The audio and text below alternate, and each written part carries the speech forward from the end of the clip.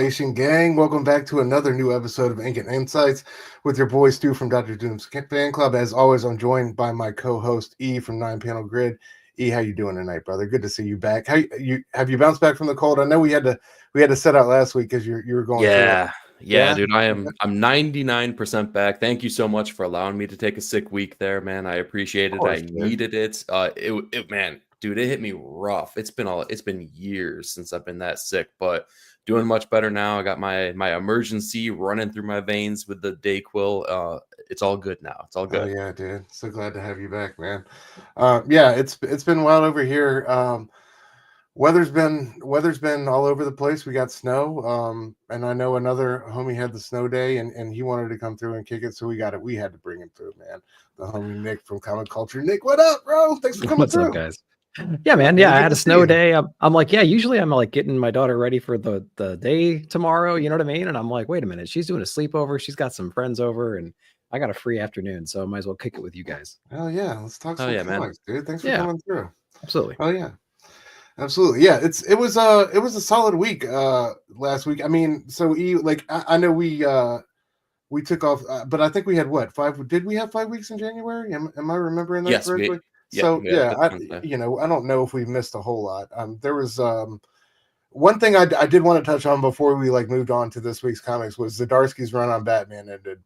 And I just wanted to get y'all's general thoughts on that and how you felt start to finish about it. I'll go first real quick. I loved how we opened up with everything, and that initial storyline. And I loved, the robot of his own creation with Failsafe, and I also loved Zurin arc, playing a part in the homage to, past Batman arcs and Morrison and stuff like that. However, from there, in the Jimenez artwork and that storyline was amazing. It was so kinetic and bombastic and full of energy. But after that, it really kind of fell off, I felt like, and we had Mike Hawthorne filling in and on some of those issues, and it really just kind of the energy kind of slowed down on it. And I felt like it never really found its footing from there on out. It was just kind of all over the place after such a strong start. So kind of a disappointing meandering end, right? It didn't really, as T.S. Eliot would say, and it ended with not with a bang, but with a whimper, unfortunately. And here we are. So yeah, I don't know, Nick, since you're coming through and kicking it as a guest tonight, man. What did you think about the Batman run and in general? Yeah, coming out of his Daredevil run, I had a lot of high expectations for this. You know what I mean? I'm like, this is going to be something really special, having to jump in with the Batman character. But I know I kind of dug the over-the-topness of that run, to be honest. A lot of people were kind of hating on it, but at the same time, I could just see Chip in the corner writing, kind of giggling the whole time, I'm going to drop Batman from freaking space, and I'm going to have him figure his way out of this. You know what I mean? And there's a few more of those kinds of spots throughout that series later on. I feel like it maybe he was given an arc or two, and then they were like, okay, we need you for another arc. So you need to come up with something a little bit quicker. Maybe, you know what I mean? To fill in some gaps here and there. Overall, I don't think it hit as well as people were expecting or were hoping that it would hit. I kind of like the fail-safe idea. I like that first arc. I love the artwork in it too. The story wasn't too bad, but I think everything after that, in the end of that arc, didn't really jive with me either. I like the setup and the build up and during the arc, but the ending didn't work and everything after didn't work. It felt like it was just kind of fluff. But I'm glad we had Chip on Batman. That's kind of a cool thing. So it had its moments, but it didn't live up to the expectation, I don't think. Yeah, for sure. E, how about you, bro? Yeah, I would kind of echo the same thing. I think it's kind of weird though, because I feel like everyone that read the Batman run, there was something for everyone. Someone had a piece that they liked. Like Nick, you were talking about, you like the bombastic nature of it, right? I liked something a lot of people really didn't like, which was the new Joker origin reinterpretation. A lot of people didn't like that. I actually enjoyed that quite a bit. I thought that was a fun look at, I don't know, kind of the duality between Joker and Batman. I liked how that came closer together because, let's be honest, if we know we're gonna get Joker and Batman once a year, every writer's going to do this.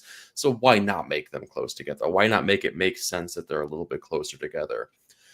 Who was But the artist, real quick, on like the ethereal part of that story? Wasn't it like Jason Sean Alexander or somebody like that? Like he did a somebody part of was it. somebody was swinging for the fences on some certain part. One of those artists did an incredible job on part of that story where it got really insane and crazy. Yeah, but I feel like there was also another artist because I remember there was like an AI controversy, and I can't remember if it was I'm sorry, Jason Sean Alexander that did it at that point. But yeah, but I know exactly who you're talking about. Yeah, but it was good. It was like it was so much different than what we had gotten. But if I'm going to be completely honest, for the entire run of Batman, and this is probably going to be a hot take, a controversial take on this, I think this last arc that we got from Zdarsky was bar none the best story beat that he told throughout the entirety, from Failsafe to Zur-En-Arrh to the Joker year one stuff. I think this little piece, if we would have gotten that throughout the entirety of his run, where it was just Batman fights criminals, Batman stops crime in Gotham, that's kind of just like what I wanted. I wouldn't go as far as to say grounded, but not as bombastic as it got. Yeah, and it definitely became a little bit too meta with, like, you know, his whole stance on crime fighting, and you know, I just think it got a little too I guess on the nose, for lack of a better phrase, at certain points. But yeah, I don't know, man. It just remains to be to it just seems to be a lot of guys' kryptonite. And I know we've had the continuity conversation many times before, but I don't know. What would you guys like to see after this Hush revival coming out of that? What would you like to see on the main Batman book? Would you like to see shorter type stories and arcs and series, or would you like to see another continuity guy come through? And but I feel like nothing's promised these days with these creative teams. So for me, I'd just like to I'd hedge my money on the short bet. But how about y'all? That's hard, man, because we just got so for a juxtaposition of that, we just got a Ram V run on Detective that is gonna basically like equate to like 2 omnibuses worth of issues. I can't recall the total number off the top of my head. Huge, great run. It's had to be 2 years. And it was fantastic from start to finish. So I can't one say story. It was and one it was story one the whole concise time. Yes, Yeah. exactly. So like I don't want to say I want shorter stories because like I don't necessarily want that either. Like just I don't know, just make it good, right? Like which is it should be easier than that, but it's not. But just make it good. Just give me awesome Batman stories that maybe I don't know, get inventive, right? Don't be afraid to get crazy, but don't be afraid to get crazy in continuity either. Yeah.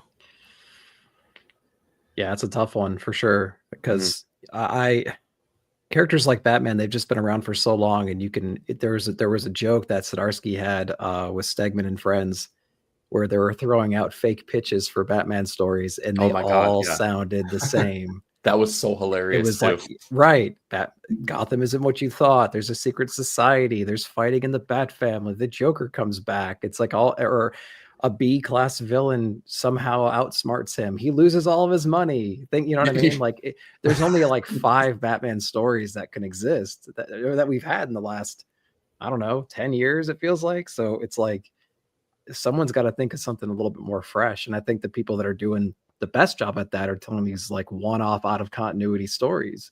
I mean, I would say that Detective lives out of continuity in itself and like as an entire run. So it just works like that, So you take everything that you know about the character and the relationships that they have, and then you tell a compelling story that makes sense. You have a beginning, middle, and end. It's as long as it needs to be, and you put a bookend on it, and then you sell it as a hardcover in 6 months. It's like, it's not that hard, but someone needs to step up and do something really creative and something that we haven't seen before with that character. And it's just so hard to think of that story, especially in a continuity setting. So I don't know what they're going to do, but it's hard, man. Whoever gets that, it's not an easy job. No, it's not, man. It's been done before though. So like there's an answer out there. I don't know what the answer is, but it's out there. Yeah, for sure. I mean, it's Batman. He's always going to inspire people to do their best work and swing for the fences. So real quick, say what up to the chat before we get into these new books. We got our man Fable in the building. Fable Station brother, good to see you. Simpleton and the house. Simpleton, we were talking about you last night on Verno show, man. We had some bad binding, courtesy IDW. We needed you in the pinch to make it right. DC Patrol in the building. What up, DC? Good to What up, see DC? you. And Brian, LCS, Brian, Station Brother, good to see you. Thank y'all for coming through. Hope everybody's having a good week. Thank you for spending time with us this evening. All right, man, let's get it cracking, fellas. Like I said, a great week for comics, right? One World Under Doom, #1, finally drops. Everybody's on notice. Yeah, and this one delivered for the most part for me. I was quite surprised by this. I did not have high hopes or expectations. I was tempering them. Just because it's Marvel and these events have been, a dime a dozen, and a lot of them have been, you can sweep them under the rug or just, they could be a major story arc and not an event. But I love Ryan North for the most part on the Fantastic Four run. I think the art there can be a lot better for him, but yeah, man. RB Silva, I thought, did a great job on the artwork on this book.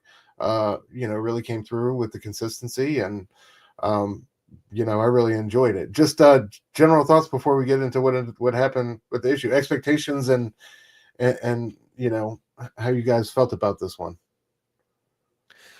I was pleasantly surprised by it. I had very low hopes, I guess, or I wasn't expecting much from this because there hasn't been. Blood Hunt was fun, but it landed kind of with a thud at the very end of it. But I really enjoyed for the most part, the most of the story. But Marvel really needs to gain my trust back when it comes to an event. Blood Hunt kind of did that. Maybe One World Under Doom is gonna lift that back up a little bit for me, because I definitely did enjoy this one. Oh yeah, Nick, how about you, bro? I had pretty high expectations, honestly, because I was like, okay, I think this is going to be the Doom book going forward, about his rise of power. He's got Sorcerer Supreme now. It's got Ryan North on it. It's got Silva on the art. It's got a decent team on it. So we'll see what they're going to do. And so I thought it was kind of like dumb fun. I enjoyed the book. I was hoping for a more serious tone, I think, because the most recent Doom stuff I read was like Doom versus Thanos kind of stuff. You know what I mean? So I was really expecting a different tone to it. And then I'm just like, oh, okay. So he's doing a little bit of both, I guess. He's got a little silliness in this book as well, especially with some of the characters that they show towards the end. And the situation itself is just kind of absurd.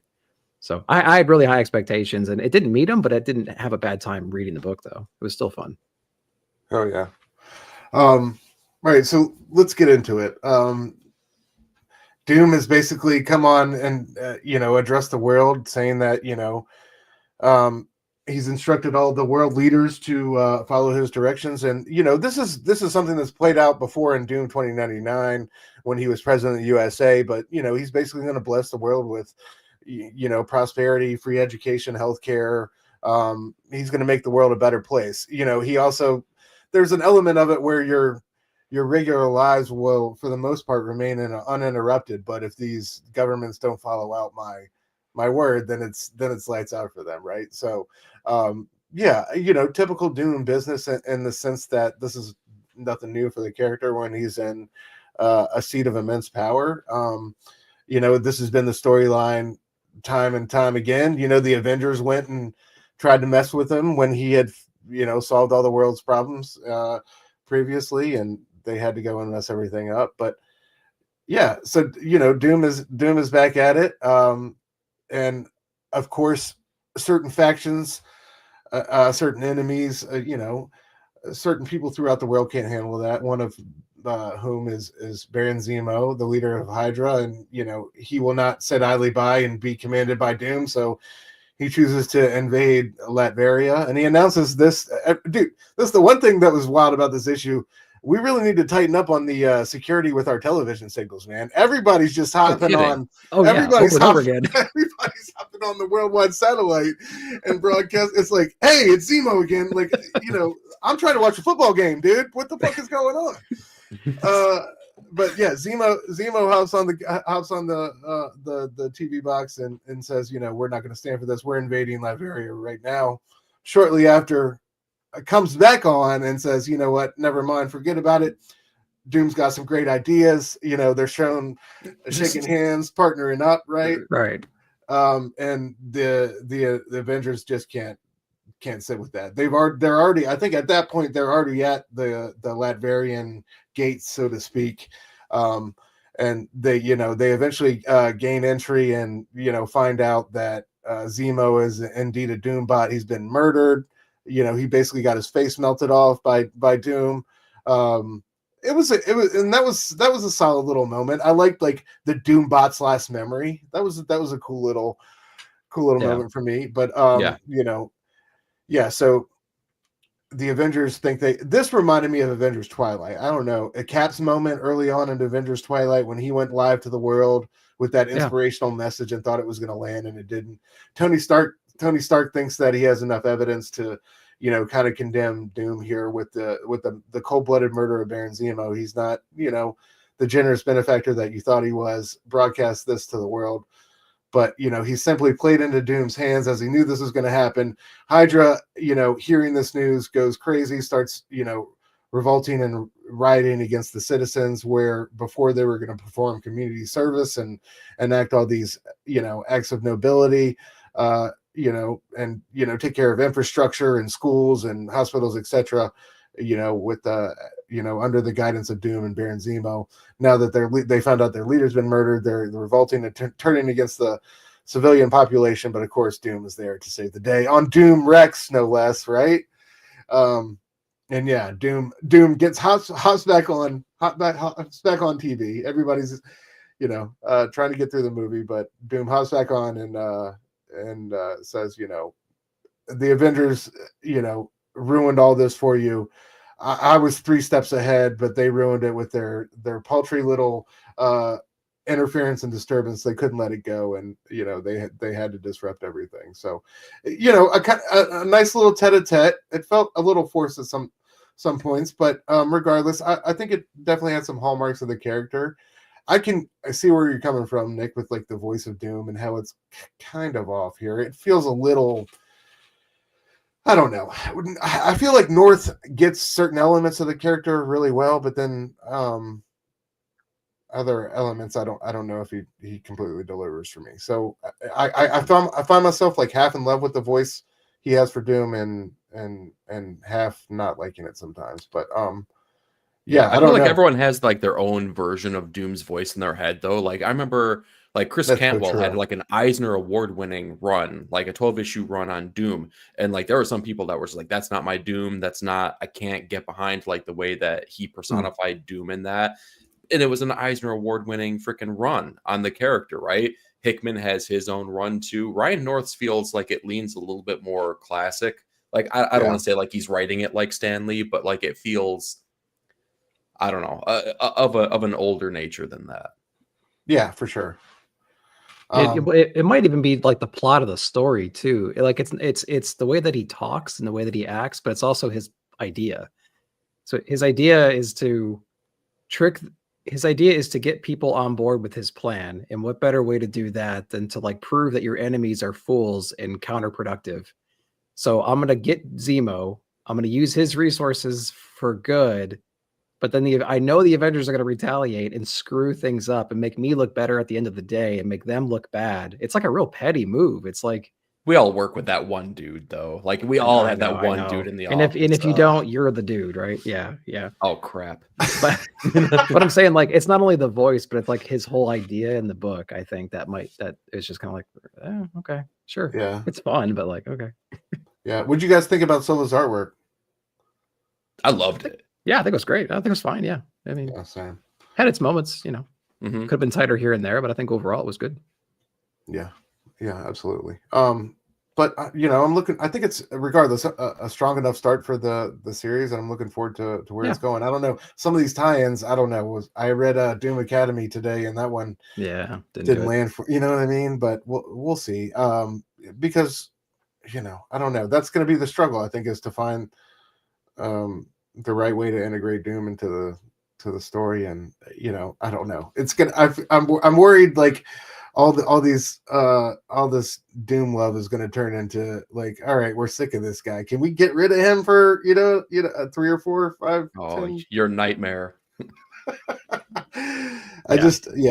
We'll see how it goes. But I think it's unfortunately, I think it's really going to hinge on the MCU and what happens with Downey. You know what I mean? And I think a lot of the comic book, just whole energy around him is going to be irrelevant when it comes to the tidal wave that's going to be the reception to Downey as Doom. So I don't know. Yeah. We'll see. And I think that if they downplay his character or don't integrate him as much as we want him to be integrated into the MCU, either Downey's version or another version, and it was just like a quick in and out kind of a role, and it didn't really matter because we're heading in a different direction. We have years of comics building up to that moment to like force that character down our throat a little bit, and maybe a subpar kind of a way. So it's gonna be a real kick in the nuts for us if we get to the movie and we're like, oh man, he's only in it for the first quarter of the movie and we have a different villain because it was all just a stunt to get hype. Especially like we're coming off the legacy of Secret Wars and that amazing series. You know what I mean? Exactly. Like that was really, so. Yeah, it's. Just I have feelings about the Robert Downey Jr. thing, and they're all just boiling back up now. I tampered them down since the announcement. Sorry, I didn't mean to rehash old fires for you. I don't know, man. It's Secret Wars is special, and this is. There's no way it's going to live up to the Jonathan Hickman story. There's just it can't. Yeah. I don't know. Well, there you go. Fable asks, who's your favorite Doom voice, man? I do like the classic stuff. I like Byrne a lot. I don't know. I like I do like ridiculous, over the top, jokey Doom. Like I'll always have a special place in my heart for that. Yeah, for sure, man. Okay. One of my favorite. Like I think I've told y'all this a million times, but him telling Namor to unclench it. He's got Namor as a prisoner, and Namor's mad at him. He's about to leave him in the cell, and he turns back around. He's like, unclench your fist now, Namor. He's like, do it while I'm looking at you now. What a power move. I love it, man. I love when he do it while I'm looking at. I can't. It doesn't work. I'm not going to leave. Yeah, I'm not going to leave until you unclench your face. It's so fucking ridiculous. I love the 8-year-old in him, like the petulant little child. You know what I mean? But also the noble genius. It's just such a great dichotomy. Christina Payne in the house. Christina, good to see you, man. Hope you're doing well. Thank you for coming through. All right, that's it for Marvel books this week, though. For better or for worse. Yeah. Next. Absolutely, man. This one was a pleasant surprise. This book. Oh shit! I'm sorry. This book was not on my radar. Mine is A Long Lonesome Grave, written by Justin Jordan, who did Luther Strode. I don't know if you guys read that with Trad Moore. That was one of I think Trad Moore is one of his first big books. He also did the horror book a year or two ago. That was all right. Christian on the art. Do y'all know Chris from anything else? No. Nick? No? No, not off the top of my head. No. I mean, maybe something in the past, but no. I don't know. Yeah. Alessandro Santoro on the colors and Micah Myers on the lettering. Like I said, this one really came out of left field. I wasn't really looking for this book, but was pleasantly surprised by it. Follows this guy getting out of jail in West Virginia, going back home. There's, legit magic in it, and hexes and curses and all sorts of things like that. The art was fantastic throughout, both in like the present day lens and the flashbacks. I thought it was really well done. The color work was great. This book was a pleasant surprise. Just overall thoughts from y'all before we get into it. I would agree with you wholeheartedly, man. Like it was, it was like an extra book. I had room to read some stuff, so that's the only reason that it made it. But I'm glad it did because it was pretty darn cool. It was a melding of that like crime and witchcraft horror kind of stuff here that we've seen a couple of different times, and when it's done right, it really hits. Yeah, Sheehan also did Autumnal. I just looked that up. So that's probably one of the biggest things I've seen that I've read from that same artist. Okay, right on. Yeah, so there you go. I dug the artwork. That's why I was kind of digging into it to begin with. So, and then as I got into it, I'm like, oh, this could get kind of dark. And it has to do with magic and stuff, and it was real violent right off the bat. So like it had a great opening hook.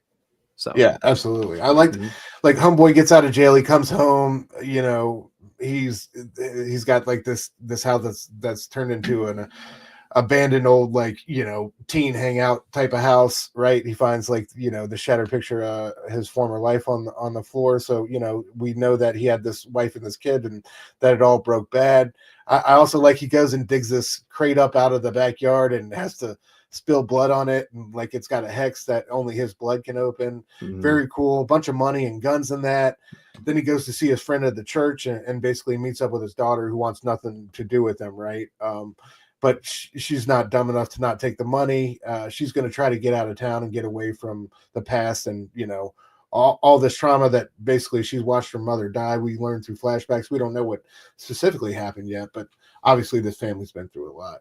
He goes back home, finds that he has a curse under his bed because he feels his mind starting to rot. He's starting to throw up, right?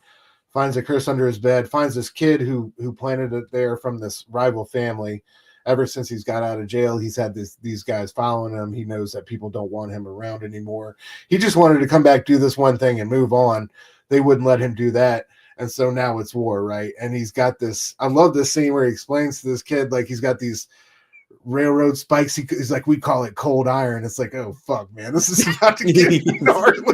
I was like, and he do this country tied up talking about cold iron. It's not about to be a fun experience. Yeah, no. You know, and he tells him, you know, if I put them through your eyes, it's gonna nail your soul here. You can't go anywhere in the afterlife if you don't tell me what's going on. And yeah, dude, and like the book starts, the beginning shot is this kid sitting in this chair, terrified for his life. We don't know what's about to happen to him, and it ends. We see with these two spikes in his eyes, man, and the guy's wiping his hands just with this like deliberate look on his face, right? And he's like, they should have known, you know, this was going to go in all sorts of chaotic, crazy ass ways. And once they unleashed it on him, and he's got all these demons behind him with a gun in the final shot. So it was a super wild ass ending, and, you know, just a straight up and down, you know, I won't say simple story, but you know, not hard to follow. But I'm already super invested in all these characters that we met, and I want to find out this mystery and meet this other family who really wants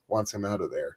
I guess that his wife was a member of. So yeah, I don't know. What did y'all have any favorite moments or anything you wanted to bring up about it? I'll just say I like any book that's really creative with their use of magic. I love the idea of curses in this one. You usually don't see that too much in comics, you know, like the curse aspect of things. You see a lot of wand waving and spell casting, but the curse part of it was kind of unique, I thought. And just the small things like him going out in the backyard and you know, digging up that John Wick crate, you know what I mean? And in order to open it, he has to that's what it was. It was cash and guns. Call. You know what I mean? Yeah, that's such a great call. And he had to, and instead of like burying it in concrete to make it difficult to get out, he has to do a blood sacrifice to open it up. You know, it's very similar. So I like the creative parts of the magic in here. And it wasn't over the top spell casting kind of stuff. It was all pretty, you know, witch based kinds of stuff. Right. You know what I mean? It wasn't like like Zatanna or Doctor Strange stuff yet. So I am interested in stuff, right? There was not a lot of this. There's a lot of this going on. Yeah. Yeah. So a lot of blood magic kind of things, and the brutality, man. Like you said, it goes 0 to 100 really quick. It's dark, and so I think that's the most intriguing part of this whole story. I'm interested to see where it goes for sure. It wasn't even on my radar. I just happened to see it, and I'm like, oh, okay, this might be interested, and it was actually real good. Oh yeah.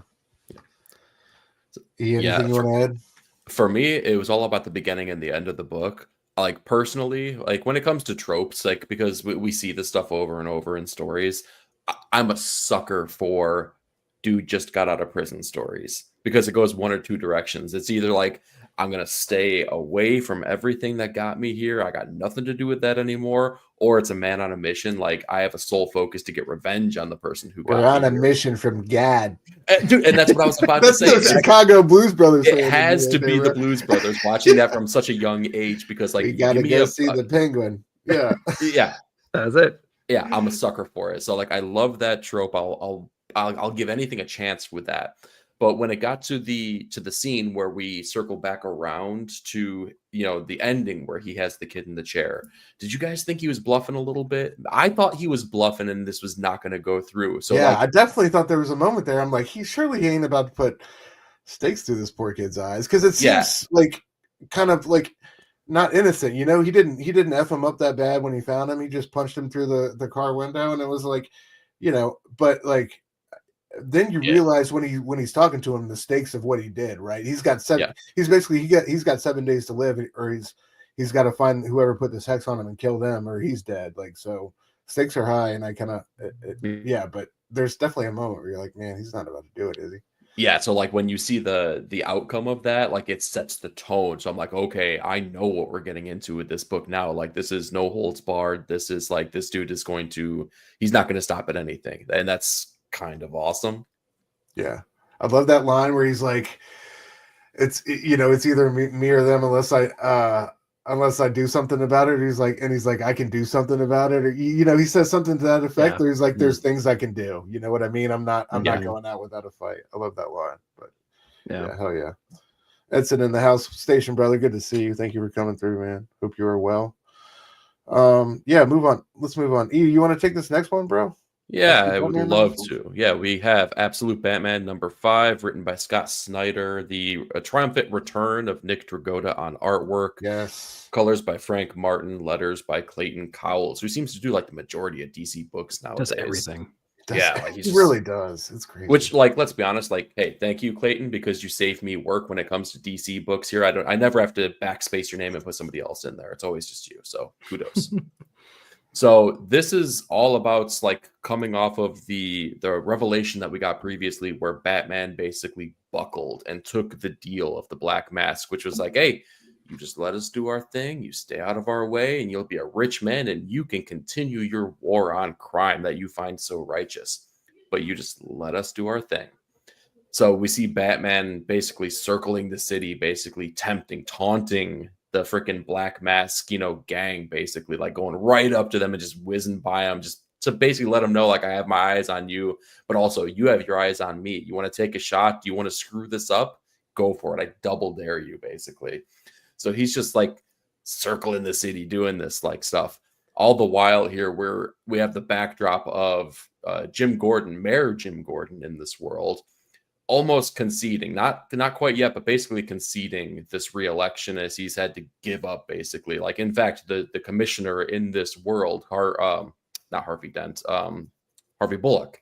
Harvey Bullock has decided to side with the new mayor-elect here coming through. So Jim's like, there's no chance on this. And we get this beautiful backdrop, basically, of Jim and Bruce as a child, where he's trying to make this promise to Bruce, hey, the place where this madness went down, where you lost your father, we're going to tear it down. Don't worry, you'll never have to relive this memory.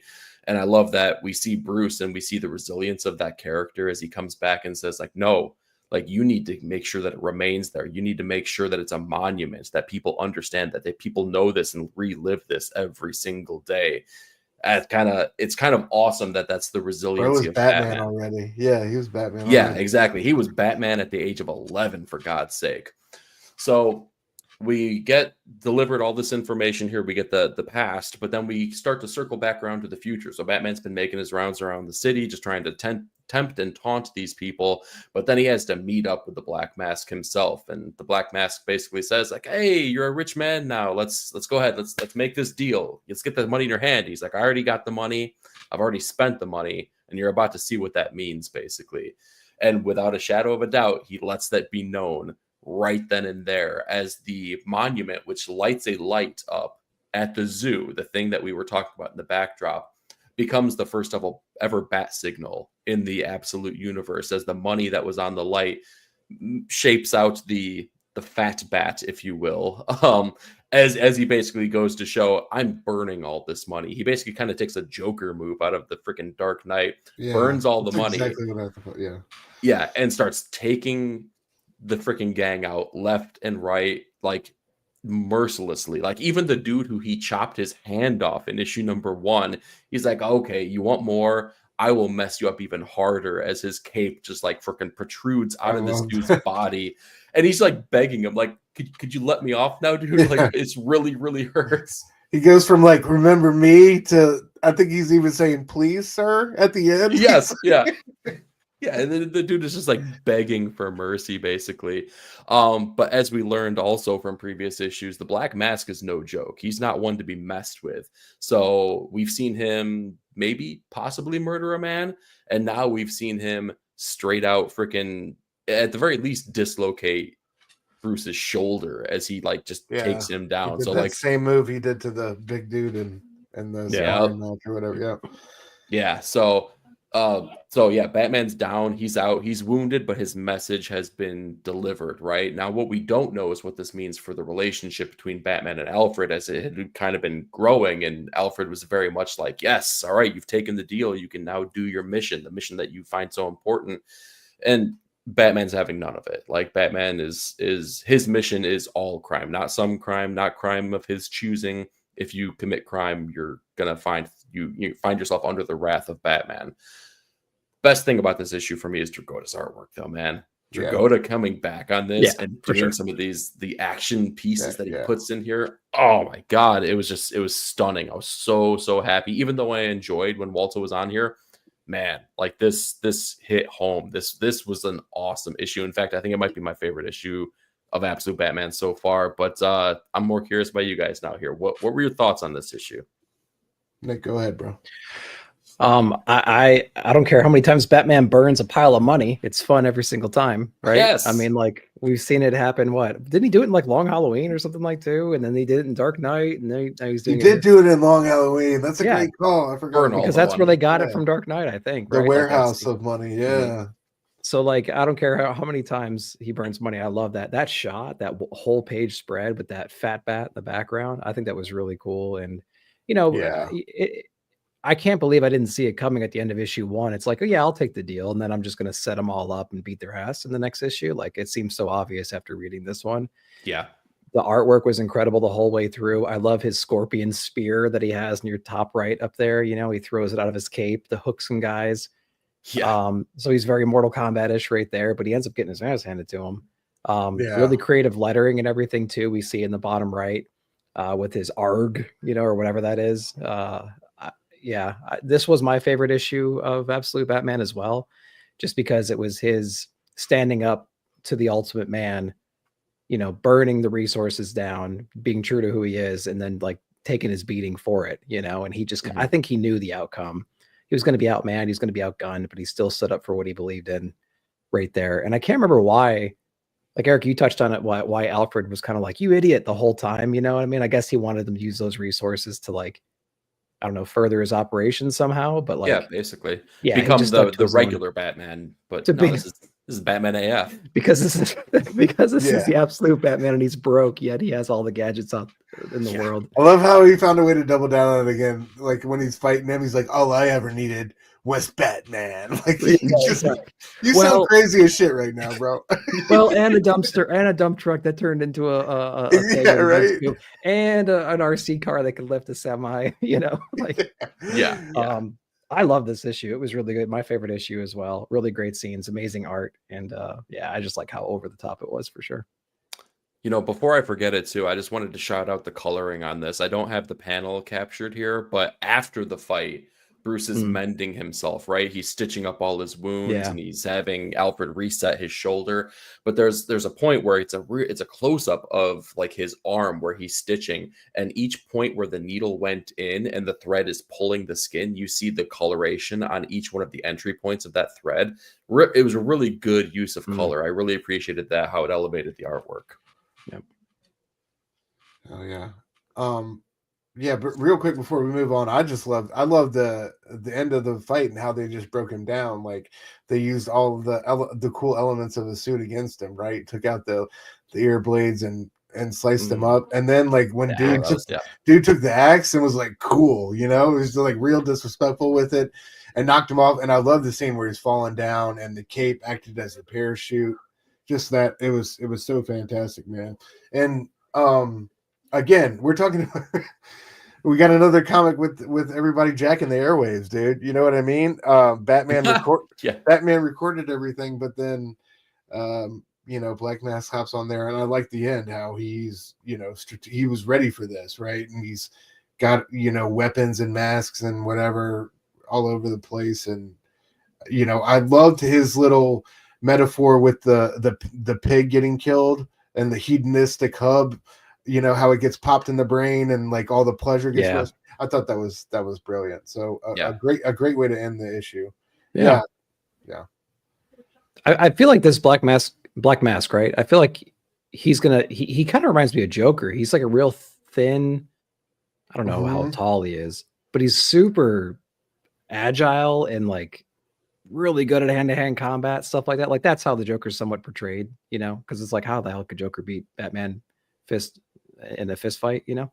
But like he's got that vibe to him in a way, you know what I mean? He's got like a purple suit on almost, you know what I mean? He's very reminiscent of that character. He reminds me like Red Hood Joker kind of. Right, yeah, that's even better. Yeah, with the hood and everything else. So like I wonder where Joker is in this universe, and I'm wondering if this is like an alternate version of him in a way. Remember, we've seen the Joker already, though. Yeah, we have. I can't remember. At the end of issue 1, he's like the rich guy in the helicopter. Yeah, and you're like, what the? And we were all like, why the hell are they introducing him already? And they haven't.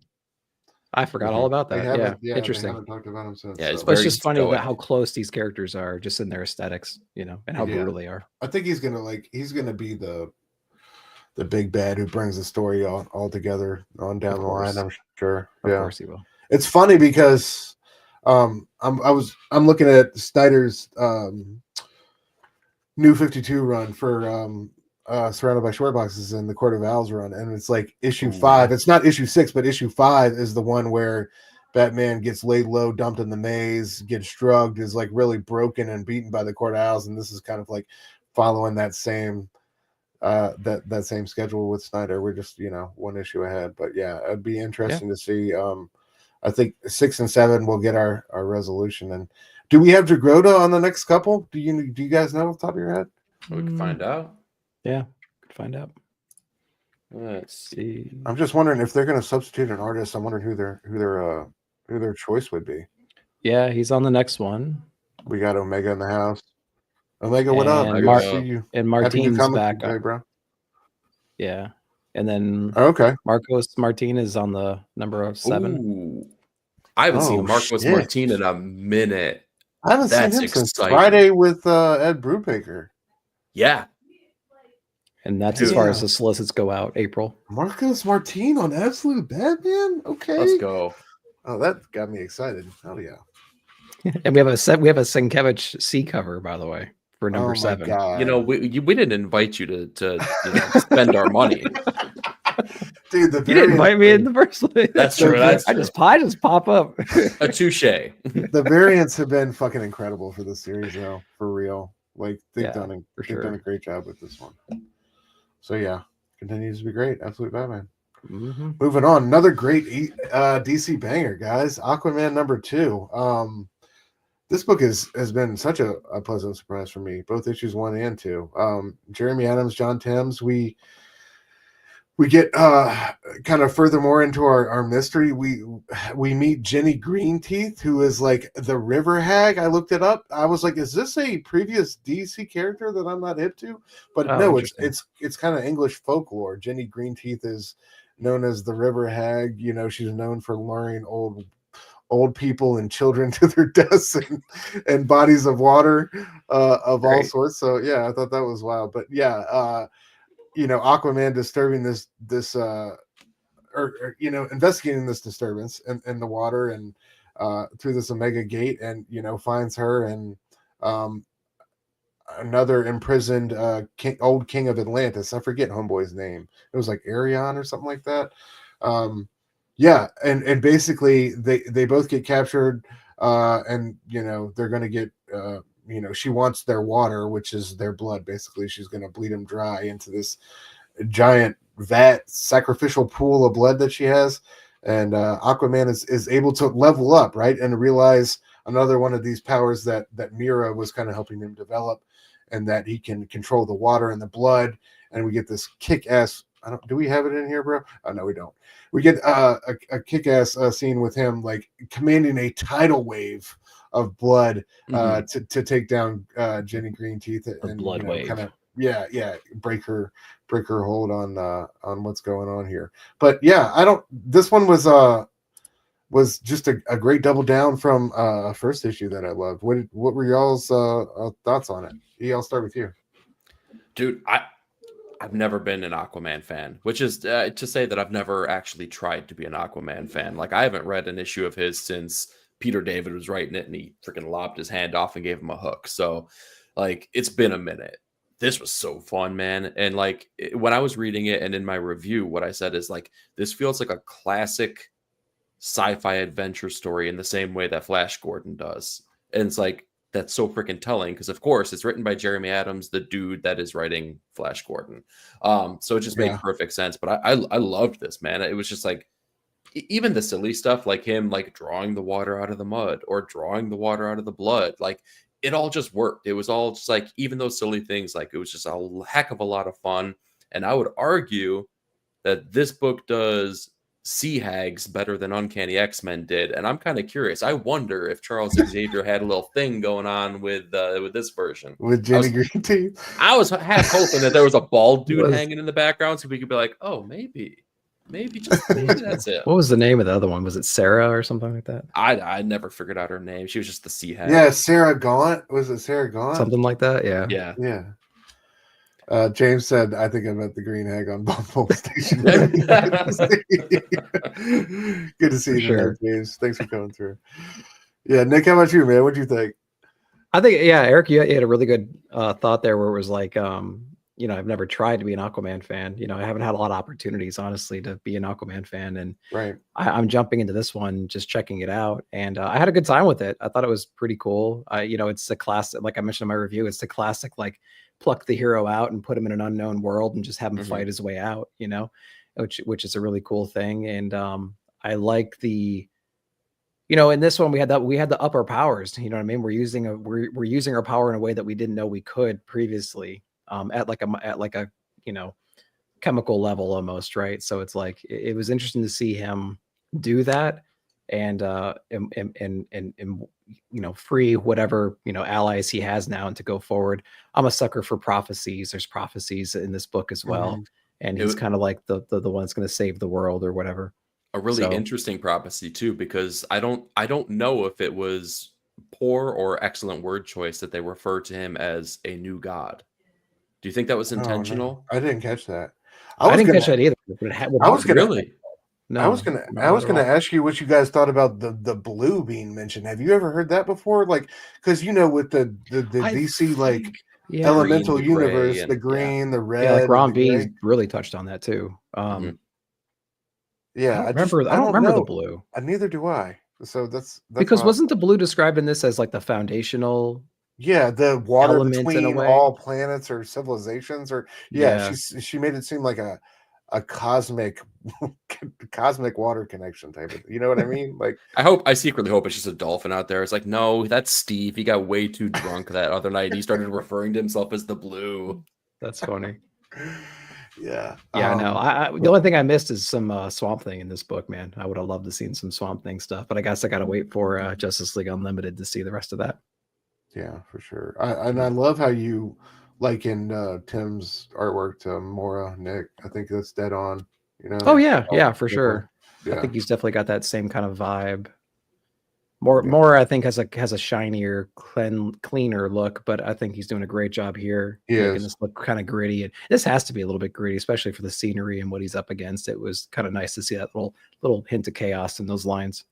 Yeah. So did he go through this Omega Gate and he's on the other side of it? Yeah, that's my understanding. Okay. Because they found it in the previous issue. Didn't he have to like go underwater? Right. He's like, oh, that's interesting. And then he got sucked into it somehow. And Batman's like, oh, I guess he's gone. Yeah, he's trying to find the mystery of what happened. And his town, all his people are gone. Yeah. Yeah. Okay.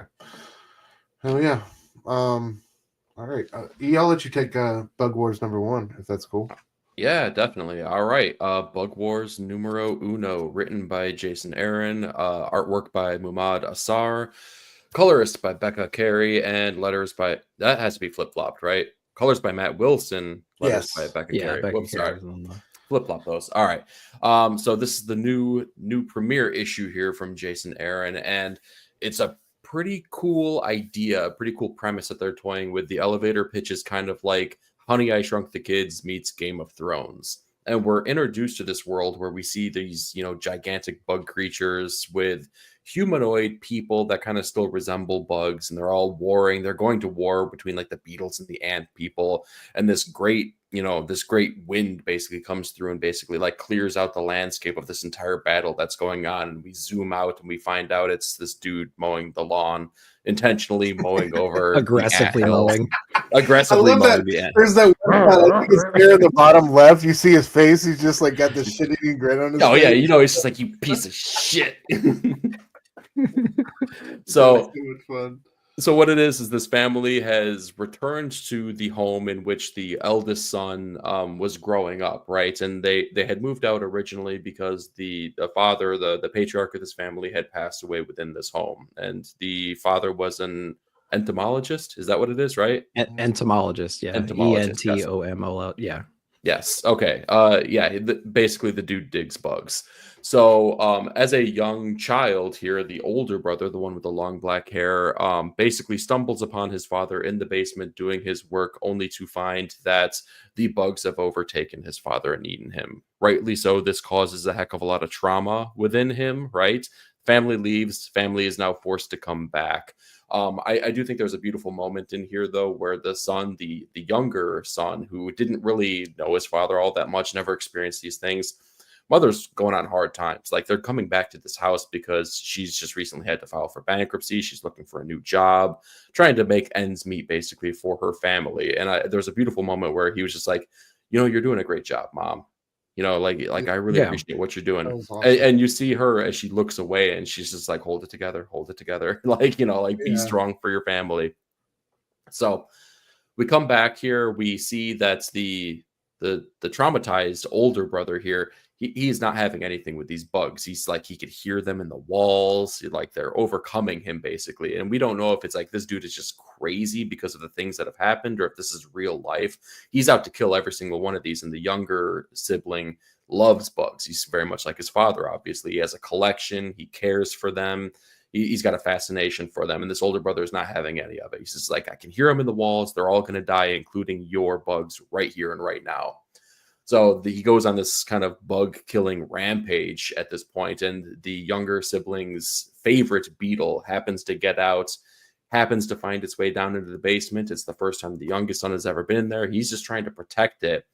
It crawls into the wall, and he reaches in there, and as he's reaching in, he kind of stumbles, accidentally maybe triggers this, what looks like a small little shield, a talisman, something like that. And before you know it, this kid has disappeared basically from the basement. But what's happened is he's shrunk down. Now he is smaller than the beetle that he was chasing. And he has now, basically joined with the warring factions that we saw within the very beginning of the issue. They start giving him trouble, basically saying like, what are you even doing here? We're like, we're taking you prisoner. Well, lo and behold, he has basically a little bit like Ant-Man. Like, he's small, but very freaking mighty, and he punches a hole through one of their faces. And what I'm sure is going to lead to him being some kind of ruler amongst these people. It was a lot of fun. I had way more fun than I expected to have with this issue, with such a silly premise here. What did you guys think here? Stu, I'll start with you this time. Yeah, dude, I loved it. Had definitely reminded me of like those 90s movies like Honey, I Shrunk the Kids that I grew up, in love with, and that guided so much of my childhood. So I love that aspect of them being miniature and this whole civilization existing. It felt almost like a Daniel Warren Johnson story, like the family dynamics and like how real the emotion hit here. With what all these both of these boys, these siblings are going through, and the loss and how they're reacting to it. That felt really real and earned. And I thought one of the best scenes is like, the older brother's been spraying the whole house with Raid and all that shit, and that poor kid's got like his bug collection under the bed sheet and is just trying to protect everything. And Big Bro just comes in and wrecks shop, man, and that kind of sets the second half of the story off. But I love it. I love the twist we got there at the end, and especially him being a badass. Him saying, I think I've been pushed around enough today, and it's time for me to reverse that. So, yeah, I'm already in for it. I'm already along for the ride. Definitely with this kid, who's going to be hell up in this bug kingdom, and to find out the mystery of what really happened to Dad, and what happens to this family. It had elements of like Honey, I Shrunk the Kids, and then that Ghostbusters movie where they go out and they've inherited the ghost farm. Oh yeah. One of the newer Yeah. ones. Mhm. Yeah. Like it felt there was like a lot of elements of that movie in it, but Yeah, that's true. yeah, I liked it. Yeah, Nick, what about you, man? Yeah, it was really interesting, and I liked the world building that he does too outside of the main story here. So the opening pages, or maybe not the opening pages, I guess it was the end, where they show the map of the The backyard of the map whole is so property. cool. Yeah, Yeah, that's dude. very cool. There are so many destination spots on that map that are operated and I don't know. They're owned by different kinds of insects or creatures, or whether it's spiders over here, or the hornet's nest, or the bee's nest over here, or the squirrels in the forest, or the ants over here, or this. So what I'm getting at is there's a lot of room to build this out, and it can almost be like an ongoing series. It might be solicited as such, but it's something that they've laid the foundation for this to be a really long series if they wanted to. And there's a lot of factions that they can bring in, emphasizing on that Game of Thrones thing you were talking about a minute ago. Sure. So there's a lot of places this story could go for sure. So I'm really excited to see this blow out. And, Jason Aaron himself, he was talking about how he was, inspired by just playing in the backyard, letting his imagination run wild, and being influenced by all those movies and shows like you guys mentioned.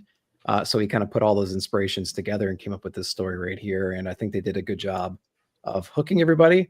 There's tons of mystery still in here. Obviously, we don't know what this magical element is. We don't know if the dad was in on that to begin with. We don't know how far his research went, what he was exactly doing. And it seemed like through the story, the dad didn't understand what the bugs were reacting to before they unleashed and then took him out of the process. So yeah, there's a little bit of a mystical element here that we haven't explored yet. And I don't think anybody really knows what it is yet.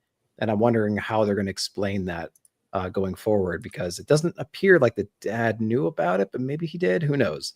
I feel like somebody because the kid touched that amulet, right, and got big.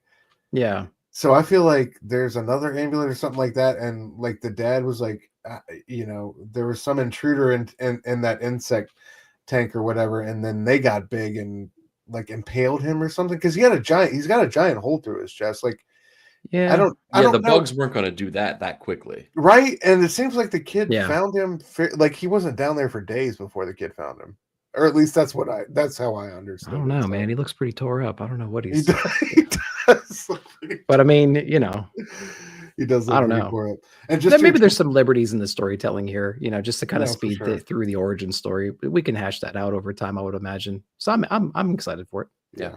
But to your point about the map, I love the there's an ad in there too, like exterminator service. Exterminator ad. Like, yeah. I love little things like that. And that's another part of the story too, is that she keeps calling exterminator after exterminator after exterminator, and they keep freaking just hanging up on her. So like, there's more to this story here. I'm kind of wondering if maybe the dad did absolutely know. Maybe he had a second life within the lives of these bug people, and he would go chill with them for a little bit and come back. And the him coming back or getting to full size, maybe that was him kind of trying to get back at his last ditch effort, but the damage was already done from some battle that was happening in the little version of the world. Yeah, that's a good point. Maybe when he was talking about like, whoa, because he at the end he was like kind of knocking on the tank of some insect thing, and he was like, what's going on? What are you guys doing? And then we hear like a crash, maybe. Yeah. And then the next time we see him, he's like this. So maybe maybe he gets engaged.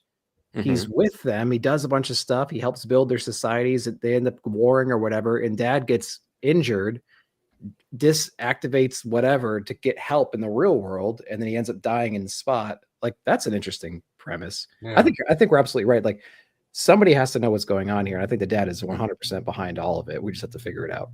Yeah. The thing that's exciting for me though, is that like, so the map and Jason Aaron's involvement in it, from what I understand, he said that basically this is without a shadow of a doubt, like the house that he grew up in and the yard that he had. So he has some kind of emotional connection to this story that's being told here outside of just the narrative that's, that we have. So if you have a writer that's going to be that invested in it and using things that he's drawing upon his own childhood, it's going to lead to something cool. Like I'm excited for this. Yeah, absolutely. And if you notice where he's sticking his hand into the wall, it's as if somebody punched their hand through there and then they stuck that thing. I'm wondering if that thing like shot out of him and punctured into the wall and just landed there. You know what I mean? So that's I'm wondering. Yeah. See, we're already picking this whole book apart. This is going to be exactly. See, we got it all figured out. Yeah. Yep. Yeah, it's going to be more intriguing. I hope to God trumpets don't show up because then it's a wrap. I was going to say, get the corkboard, Nick. You obsess over one book one time and then you never live it down. Oh man, and our final book of the night, last but most certainly not least, Geiger number 11. Man, volume 2 of Geiger just continues to really blow me away, and this issue is no different, right? Jeff Johns, Gary Frank on the art, Brad Anderson on colors, Rob Lay on letters. Just another fantastic issue. As we finally meet a counterpart of sorts for Geiger, right? Somebody who is, can empathize with what he's going through and may have some solutions to help him move more hazard free through life, I guess we'll say. But yeah, I love the scene at the gates, right? With Joe carrying him, our nuclear knight, begging for help. Dude, Ash Arden is a fox, y'all. I'm sorry, and I am so here for this relationship. I hope it happens. I hope these two seem to have like a stormy connection, so I'm here for it. But yeah, he's got radiation poisoning, right? And he can't control, the energy inside him anymore. And he wakes up on a table, been out for a few days, and is getting an IV to control his radiation. And this whole time they had thought, the legend of this other figure who had this power but was able to control it was a man, and they finally find out it's her through this great scene where she pulls the rods out and they're expecting something horrible to happen, and she's able to control her power, and she tells him that she can help him control it too, if he'll let her. But Tariq is fighting this all the way. He's fighting this whole issue all the way. He doesn't want to be there for the care. He's ready to leave the town and all those people as soon as possible. That ends up with another blow up, as we'll see in a little bit. But to me, this was my favorite moment of the issue. Junkyard Joe's PTSD flashback, just some brilliant silent storytelling from Johns and Frank here. He sees this family, this other kid gets a flashback of his maker, kind of storms through the crowd and goes ham on a dumpster. And then I just love like that little panel with the whir, with his head moving, and then he sees his creator's Maury Davis, or I think that's his name, in the puddle and the puddle's reflection, and is just holding his head in his hands. I thought this was like so silent, so strong, so powerful. Just a great sequence, dude. I'm a sucker for these Junkyard Joe PTSD moments. They really hit so hard, and I think it's just such a brilliant juxtaposition by Johns and Frank to use, a robot that doesn't speak to illustrate this. It's such a brilliant way to get it across. Before we move on, can I ask you guys a question? Because I have not read the Junkyard Joe miniseries as of yet. Is the custodian a character within that miniseries? Oh yeah. Okay. Yeah. Okay. Cool. The guy in the reflection right there too. Yeah. Okay. Yeah. He plays a big part. Yeah. Dude, the entire Junkyard Joe series is this right here. Like, it's really good. Exactly. Okay. I'm working my way towards it. It's so good. And there's like the clock is ticking the whole time, right? And it's the pressure just keeps building, and the stakes are so fantastic. High. Yeah, and there's innocent lives involved as well, of course, and it's fantastic, dude. I highly recommend that series to Danny and all. I mean, Geiger's my favorite thing, but like Junkyard Joe is my favorite thing. You know what I mean? Like, and it was only 5 issues, and I'm like, oh my god, it's so good. No, and the way they're like integrate these style of moments, from that book, seamlessly into here with stuff like this, and you got Barney and the zebra comforting him, and like just adding layers of complexity onto all those characters. That's a beautiful moment. I love that moment. So good. Oh yeah, it's incredible. Yeah, I can't recommend this enough, man. It's volume 2 has really blown me away. In every facet. Some of the best single issues I think of 2024 and 2025. The zoo episode zoo issue when Barney freed everybody, the fight with the electrician. There's been so many great moments here in this second half. I don't know. I don't want to put it over volume 1 because I think they're both great, but I highly encourage you guys to go pick up volume 1 in trade or single form and get caught up with this amazing series. But yeah, sorry for rambling, but I'll let you guys get to it and talk about how you felt. Nick, I'll start with you, brother. Oh, I love Geiger so much, and I like the relationship that he has with the glowing woman as well. And I like, yes, he's not. The whole goal was to find someone that can help him get better, and now that he has that, he's like fighting it for some reason. He's got this trust issue, and of course, he's coming off of the experience with Junkyard Joe coming back into his life. When the last time he saw him, he was fighting for his life against him, and he's having to deal with all that. There's a lot going on right now. And so it's like, I don't know, maybe we can talk through it. Maybe it was obvious in the book and I just don't remember. I don't know why he's fighting her care so much. She's like, no, she's giving him the rules. She's like, you need these treatments in order to get better. And you could be like me, watch, see, everything's cool. And then he's like, we're out of here. Forget this. Where's Joe? Where's everybody? I'm out of here. So I'm wondering if it's a case of like recent stress, too much recent stress. And then maybe, go ahead. No, I just thought it was especially poignant how, like, at the early part where he's getting that treatment, like his flashbacks are when he first gets diagnosed. You know what I mean? When he's still before everything's happened, and then like of his family perishing and all that stuff. So I wonder if it's triggering all those maybe, or maybe he's getting cold feet too. Like, oh, maybe this will work, and but if I do that, I'll have to give up too much or something. Like it's interesting his mindset right now. Y'all are so deep, dude. I'm just sitting over here. No, but he's a stubborn piece of crap. The whole time he's been going for this moment. More or less, yeah. He's been go for broke he's been full tilt. You know what I mean? So, right, but he's just pissy that he didn't do it himself. He's just like, this nuclear knight got me here from help from this guy. Fuck this, I'm out of here. Well, that's my point. Like, is that why he's so against? It's definitely because like what he's calling Barney to leave, and Barney doesn't want to listen, and that's what sets him off again at the end of the episode or at the end of the issue, right? Like he's he blows up again, and so. And part of me thinks that like if he does that, like if he maintains his current path, it's probably going to kill him sooner than later, right? For sure. If he gets this treatment, he's going to probably live a lot longer life. But he's already a man that's haunted by his past and the death of his family and the chaos that he can bring to the world in general. So maybe it's like, I bet half of this is like his unwillingness to go forward anymore. Like now that he has a solution, he doesn't want the solution anymore. Although he was fighting for it the whole time. I wonder if that's what's going on here too, like the subtext here. No, I think there's definitely like an element of that with Tariq where it's like, are you ever really going to find peace and happiness? Like, are you ever really going to be settled? Yes, you're going, obviously you have all this stuff going on with inside you, but you obviously have a good heart and you want to do the right thing, most of the time. But, at the same time, you're just bitter and broken. And like, is that ever going to is there anything that's ever going to fill that hole with I think that's exactly it. Yeah. Because inherently he's been a protector this entire time, and to know that, like what Nick was saying, you're going to live on longer. You're going to have your powers. You're still going to have to protect the nuclear knight. You're still going to have to protect everyone around you. Like, to know you have to do that, but also you inherently failed your own family, even though you didn't really. Like, I mean, it wasn't like he did that to them, but I think that that failure is definitely weighing on him for sure. The Schrodinger's family. Yeah. Keep this door locked, and as long as it's locked, everything is okay behind the door. Right? Family is cold as shit. They're both alive and dead at the same time. As long as that door is shut. He finds out that like that's what they call his family in like certain circles like throughout the wasteland. Yeah. I heard you're the ones. Oh man. John in the building. John, what up?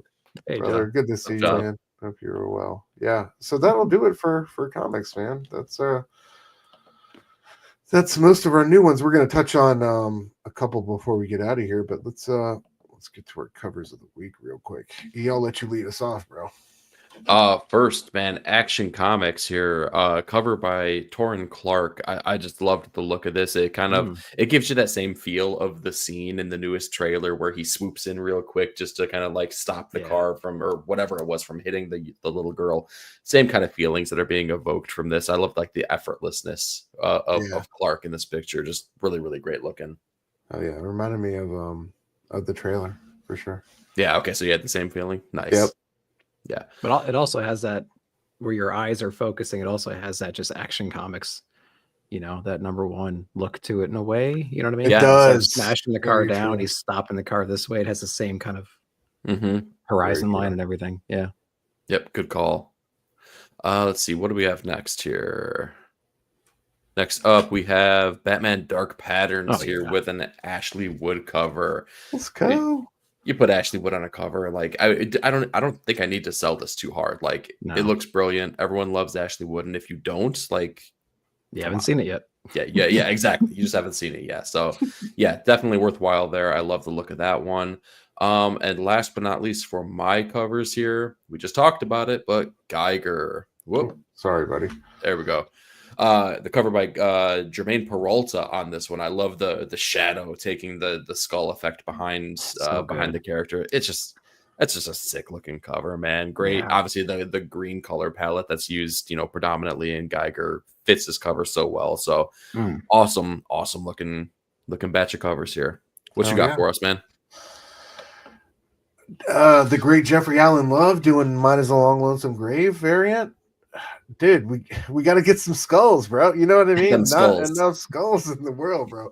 Skulls and hills and figures on top of them. We love Jeffrey Allen Love's artwork. It's fantastic. And Guns Akimbo. Yeah. Exactly. Yeah. One of my favorite artists doing it these days. One World Under Doom. I love this John Jang variant. I just thought it was fantastic. I love the Sorcerer Supreme cloak kind of flowing off of him. And then I got a batch of Absolute Batman, dude. I got all the variants, right? I loved all of them though. Joel Jones I thought was fantastic. Of course, Anne killed it. That one's sick. Yeah. And this is Clay Mann, I believe, but I just love the color palette here and Batman crashing through the window. Yeah, so those are my covers of the week. But before we move on, there a couple comics I just want to touch on real quick that came out past week. We weren't going to go super in depth with them, but yeah, Kaya hit the halfway mark.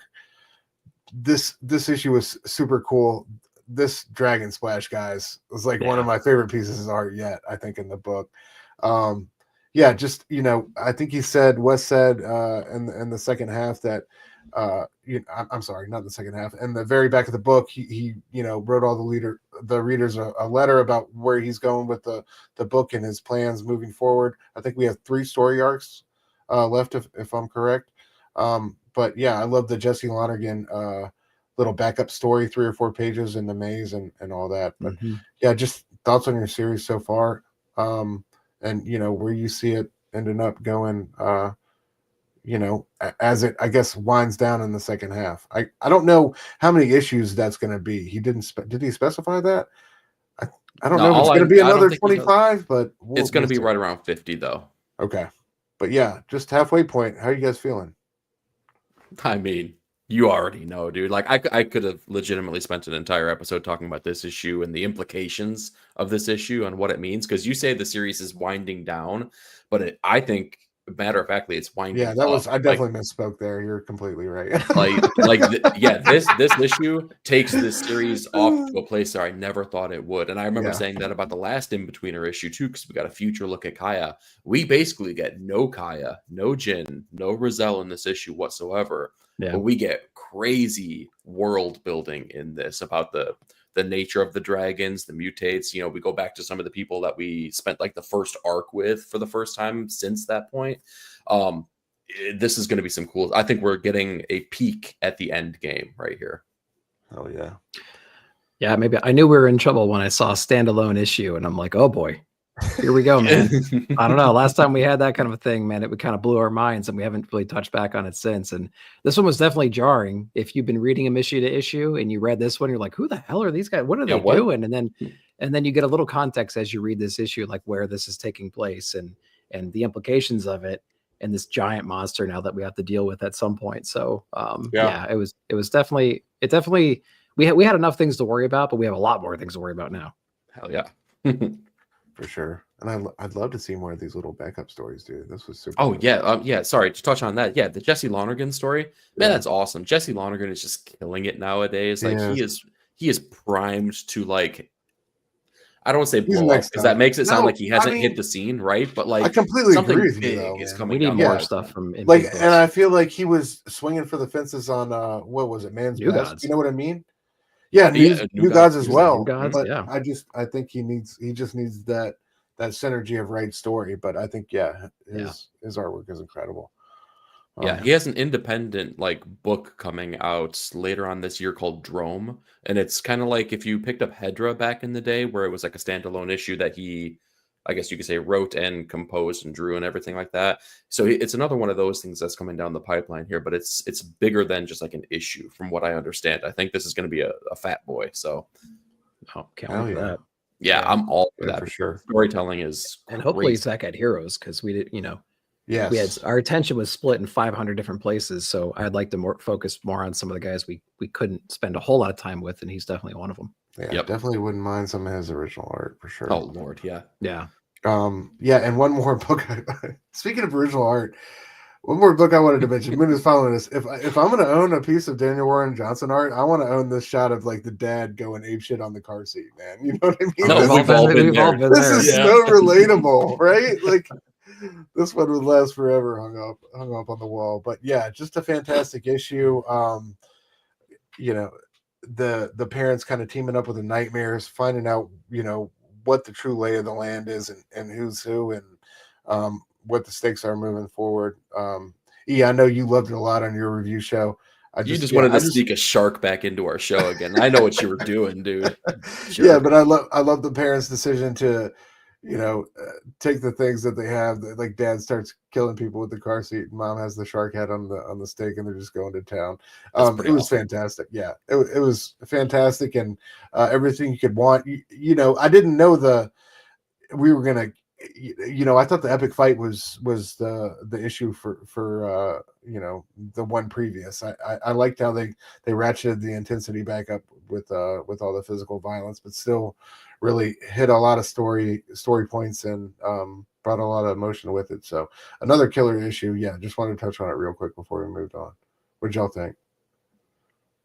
I think I was silly for not anticipating a crazy over the top weapon from a Daniel Warren Johnson book. Right.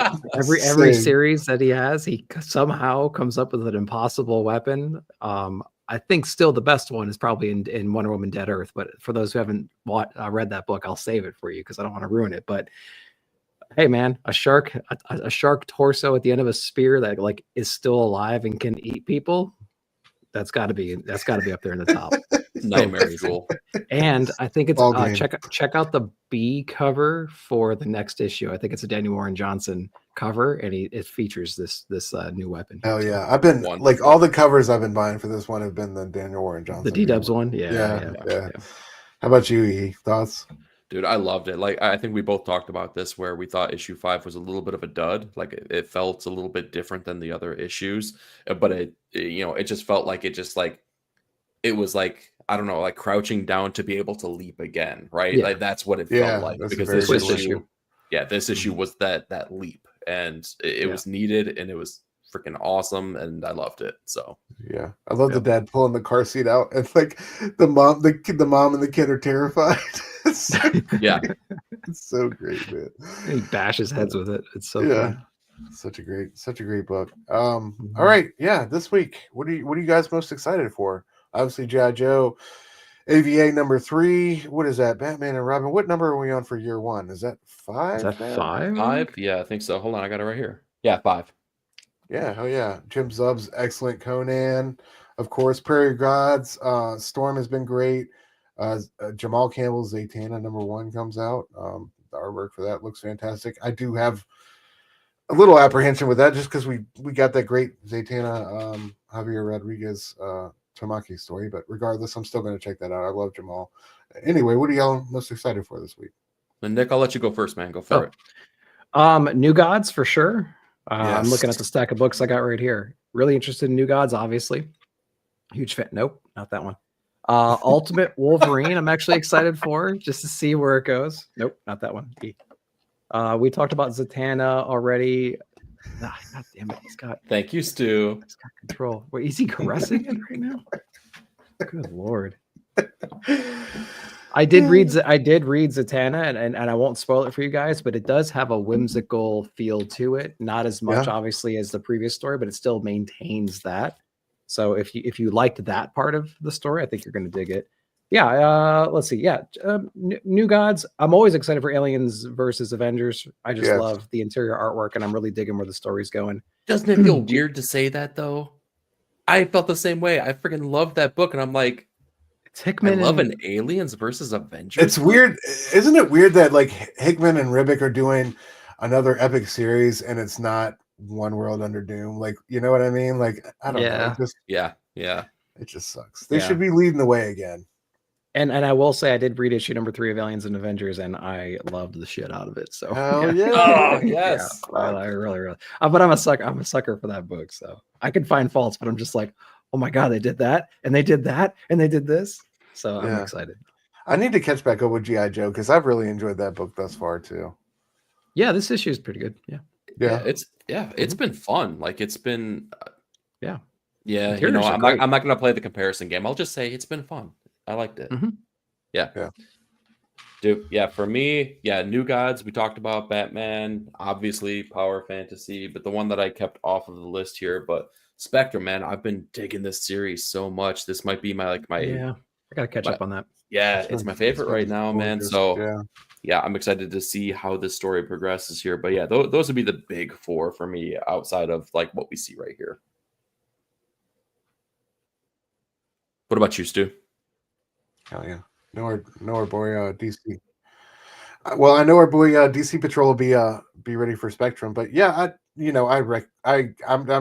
gonna recommend and echo everything you guys said. I don't really have anything to add on. All those books are in my tops. I think it's gonna be a really strong week, dude. I think I'm most excited to check out AVA. I gotta second what Nick said. I really enjoyed that artwork, and it's just awesome to see those two back together. So well, and after the last issue of Storm too, like I would be remiss to not say I'm really excited to read Storm. So and plus John's in the chat, so like I can't not say that. So John, I'm excited to read Storm. I hope you know that. Dude. Lucas Warnock's artwork has been crazy great in that. Crazy great. Yeah.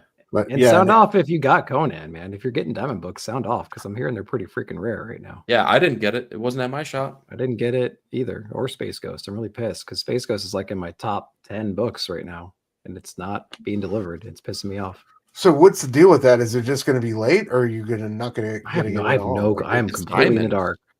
I am completely in the dark. Are distillery books still?